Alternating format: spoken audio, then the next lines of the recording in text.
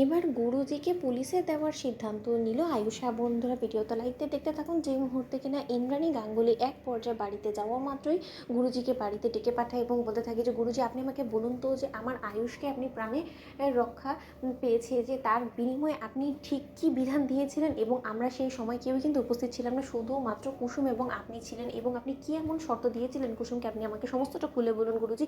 তার কারণ আমি যতটুকু জানতে পেরেছি সেটার উপর আমার কোনো মতে বিশ্বাস হচ্ছে না। আমি নিজের কানকে বিশ্বাস করাতে পারছি না যে আপনি একজনের প্রাণের বিনিময়ে আপনি আমার ছেলেকে প্রাণ সংশয়ের হাত থেকে রক্ষা করেছেন। ঠিক সেই মুহূর্তেই এক পর্যায়ে গুরুজি যখন বলতে থাকে যে শান্ত হও ইন্দ্রাণী, এছাড়া যে আমার কাছে কোনো রকম কোনো আর উপায় ছিল না। আমি যদি কুসুমকে বলি হতে না বলতাম তাহলে হয়তো বা তোমার ছেলেকে তুমি কোনো মতেই প্রাণে রক্ষা করতে পারতে না। ঠিক সেই মুহূর্তে আয়ুষ বলতে থাকে যে প্রাণের রক্ষা পেতাম না, তাই বলে আমি নিজে শেষ হয়ে যেতাম, কিন্তু তাই বলে আপনি অন্য একজন মানুষকে প্রাণে মেরে ফেলার এরকম একটা ঝুঁকি মোড় নেবেন? আপনি একবার এই সম্পর্কে শঙ্কর কাকা বা আমাদের কারো সঙ্গে আপনি কোনো রকম কোনো কথা জিজ্ঞেস করার কোনো অনুমতি নেওয়ার প্রয়োজন বলে মনে করলেন না? আপনি একা কুসুমকে সম্পূর্ণটা জানিয়ে কুসুমকে মৃত্যুর দিকে ঠেলে দিলেন, এবং আপনি মনে করেছেন এই সমস্ত কিছু জেনে আমি হাতে হাত দিয়ে চুপ করে বসে থাকবো। আমি এতটা স্বার্থপর হতে পারলাম না গুরুজি। আমি আপনার কাছে হাত জোড় করে অনুরোধ করছি যে আপনি যে বিধানটা দিয়েছেন সে সম্পর্কে সম্পূর্ণটা আমাদেরকে জানান। ঠিক সেই মুহূর্তে গুরুজি সম্পূর্ণ বিধান সম্পর্কে জানানো মাত্র ইন্দ্রাণী গাঙ্গুলির চক্ষু চড়কাচ হয়ে যায় এবং ইন্দ্রাণী গাঙ্গুলি বলতে থাকে যে চুপ করুন এবার গুরুজি, চুপ করুন, আমি আর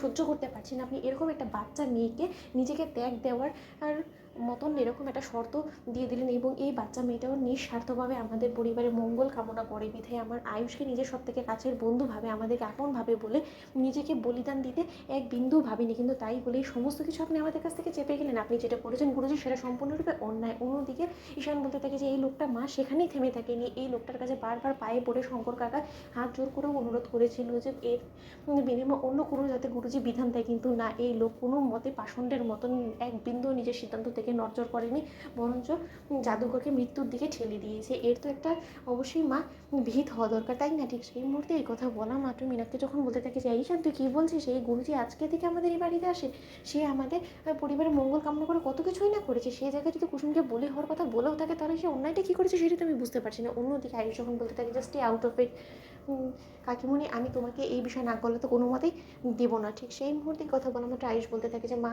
এবার এর একটাই শাস্তি হতে পারে, সেটা হলো গিয়ে আমি গুরুজিকে যে করে হোক না কেন করাতের ভেতরে ঢুকাবো, এবং এর জন্য আমি ইন্সপেক্টরকে কল করে ফেলেছি।